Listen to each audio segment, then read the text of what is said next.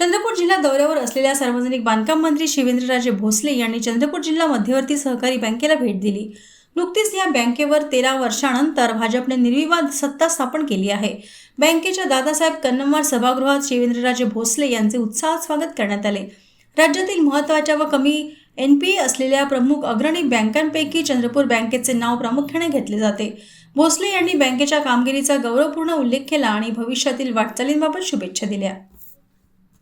सर्वप्रथम मी नवनिर्वाचित बोर्डाला मनापासून त्यांनी कार्यभार सांभाळला, कामाला लागले, मनापासून आपल्या पुढच्या कार्यास वाटचालीस मी मनापासून शुभेच्छा देतो। खरं म्हणजे माझी पण सुरुवात आहे की सहकारातच राजकारणाची झाली। आपण सगळ्यांना माहित आहे, माझे वडील अनेक वर्ष सहकार मंत्री होते, अभयसिंहराजे भोसले। हे अनेक वर्ष पवार साहेब असतील, वसंतदादा पाटील साहेब असतील, सुधाकर नाईक साहेब असतील, त्याचबरोबर नंतर म्हणजे अनेक वर्ष सहकार मंत्रिपदाची जबाबदारी ही माझ्या वडिलांनी राज्यामध्ये पार पाडली आणि सहकारातच आमचं सगळं जे काही सातारा आणि जिल्ह्यातलं संपूर्ण जे काही राजकारण आहे हे बऱ्यापैकी सहकाराच्या माध्यमातूनच स्थिर स्थावर किंवा आज सुद्धा जे चालू आहे त्यांचं सगळ्यांचं सुरू असते ही वस्तुस्थिती आहे।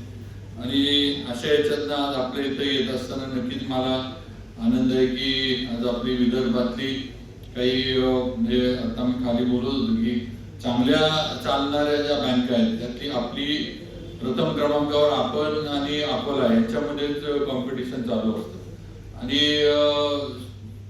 RBIच्या धोरणाप्रमाणे आणि निकषाप्रमाणे सुस्थितीत आणि आर्थिकदृष्ट्या सदृढ असणारी आपली बँक आहे असं म्हटलं तरी चुकीचं काही ठरणार नाही। आणि म्हणून या बँका टिकल्या पाहिजेत।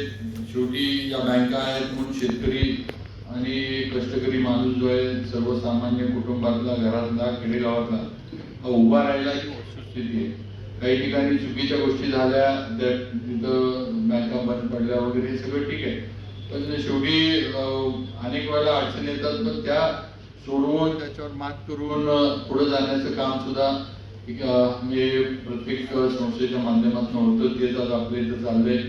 मी चेअरमन साहेबांना मनापासून त्यांच्या वाटचालीस शुभेच्छा देतो। साहेब, या बँकेची 113 वर्षाची कार्यकाळ या बँकेला झालेला आहे आणि आताच माननीय मुख्य कार्यकारी अधिकाऱ्यांनी आपल्याला या बँकेबाबत माहिती दिलेली आहे। मी आपल्याला सांगू इच्छितो 0.87% निव्वळ या बँकेचा NPA आहे। या बँकेने आतापर्यंत 783 कोटी चे कर्ज वाटप 88,000 सभासदांना जिल्ह्यात केलेलं आहे आणि पुन्हा यापुढे सुद्धा या 2 महिन्यात होणार आहे। पण आपल्यास या ठिकाणी मी एक अनुभव सांगतो साहेब की राज्यामध्ये अशी एक योजना आहे की जी कोणत्या जिल्हा बँकेने राबवली नाही, ती म्हणजे शेतकरी कल्याण योजना। या योजनेमध्ये शेतकरी असो, शेतमजूर असो किंवा त्यांच्या बैलांना जे काही दुखापत झाली असेल, वीज पडून मरण पावले असेल, त्यांच्या आरोग्याची काही काळजी घेण्याचं काम या बँकेने केलेलं आहे आणि त्यांना आरोग्य याच्यामध्ये त्यांच्यावर दुःख कोसळला तरी आम्ही 24 घंटे त्यांना या शेतकरी कल्याण निधीमधून मदत देत असतो। आणि दुसरी नाविन्यपूर्ण योजना या महाराष्ट्रामध्ये फक्त एक चंद्रपूर जिल्हा मध्यवर्ती बँक जी करत आहे, स्वर्गीय राजीव गांधी सालम योजना। यामध्ये चणे, फुटाणे, चिकन, मटण, पाणठेलेवाले यांना 50,000चं आपण कर्ज देतो आहे आणि 100 रुपये रोज त्यांच्याकडून घेतो आहे। असे अनेक योजना या बँकेच्या माध्यमातून आपण करतो आहे आणि आपणास सांगतोय आदरणीय मुख्यमंत्री साहेबांनी आम्हाला त्या दिवशी शब्द दिला की संपूर्ण 100% आम्ही बँकेच्या पाठीशी आहोत। सर्व शासनाचे फंड आमच्या बँकेकडे ते वळते करतील।